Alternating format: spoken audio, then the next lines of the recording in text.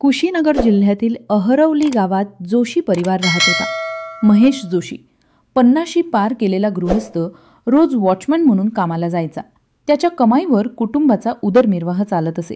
त्याची पत्नी कविता जोशी घरकाम आणि थोड्या रोजगाराने संसाराला हातभार लावत होती। त्यांच्या एकुलत्या मुलगा रोहन आता विवाहयोग्य वयात पोहोचला होता। रोहनसाठी पाहुणे आणि ओळखीच्या लोकांमार्फत वधू शोध सुरू झाला। त्याच्यासमोर प्रिया नावाची मुलगी आली। प्रिया नावाप्रमाणेच सौंदर्य आणि तेजस्वी व्यक्तिमत्वाची होती। रोहनला पहिल्या भेटीतच ती भावली। तिच्या नाजूक चालण्यापासून हसण्यापर्यंत सगळ्या गोष्टींनी त्याला आकर्षित केले। रोहनने आपल्या आईवडिलांना ती आवडल्याची बातमी दिली। महेश आणि कविता दोघेही मुलाच्या पसंतीला समर्थन देत होते। लग्न ठरले आणि पारंपरिक रीतीनुसार विवाह सोहळा संपन्न झाला।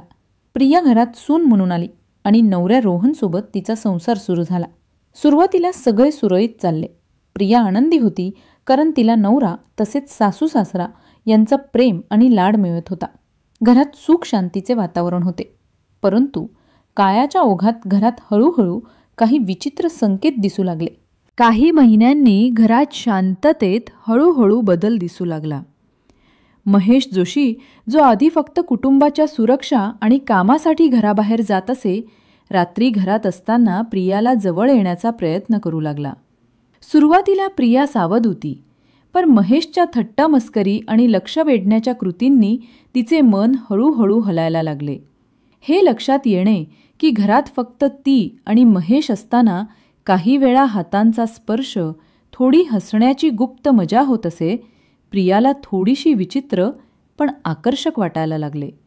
हळूहळू दोघांच्या मध्ये अवैध नाते सुरू झाले। घरातील मर्यादा विसरली गेल्या आणि गुप्त संबंधांची सुरुवात झाली। हा प्रकार 1.5 ते 2 वर्ष सुरू राहिला। दोघांनाही घरात कोणतीही बाधा नसेल अशी संधी मिळत असे, म्हणून त्यांचे भेटीचे क्षण हळूहळू रोजच्या आयुष्याचा भाग बनले। पण 2 महिन्यांपूर्वी घरात अचानक बदल झाला। दिवसभर महेश, कविता आणि प्रिया घरात असताना महेशने प्रियाला ओढून बेडवर नेले आणि अवैध संबंध साधले। त्यावेळी कविता घरी आली आणि तिने हा प्रकार पाहिला। ती हादरली, पण आपल्या मुलाच्या संसाराची काळजी करत रोहनला काही सांगू शकली नाही। कविता नंतर घरातच राहू लागली आणि दोघांवर तिची नजर ठेवू लागली। या परिस्थितीने महेश आणि प्रियामध्ये संताप वाढवला। त्यांनी ठरवले की या अडथळ्याचा मार्ग फक्त एकच आहे, कविता घरातून दूर जावी। दिनांक 3 ऑगस्ट 2025 रोजी महेश आणि प्रिया यांनी कट रचला। संध्याकाळी घर शांत असताना दोघांनी अर्धवट जळलेल्या लाकडाने आणि दारातील विटांचा वापर करून कवितावर हल्ला केला। तिच्यावर झालेल्या वारांनी कविता ताबडतोब बेदम झाली। मृतदेह शौचालयाच्या टाकीत लपवण्यात आला आणि टाकी बंद केली गेली। सकाळी रोहन घरी आला आणि प्रियाने त्याला खोटी माहिती दिली की आई कोणासोबत काही कामासाठी निघून गेली आहे। रोहनाला समजले नाही आणि तो दिवसभर आईची वाट पाहत राहिला। काही दिवसांनी पोलीस चौकशी करत असताना टाकीतून मृतदेह सापडला।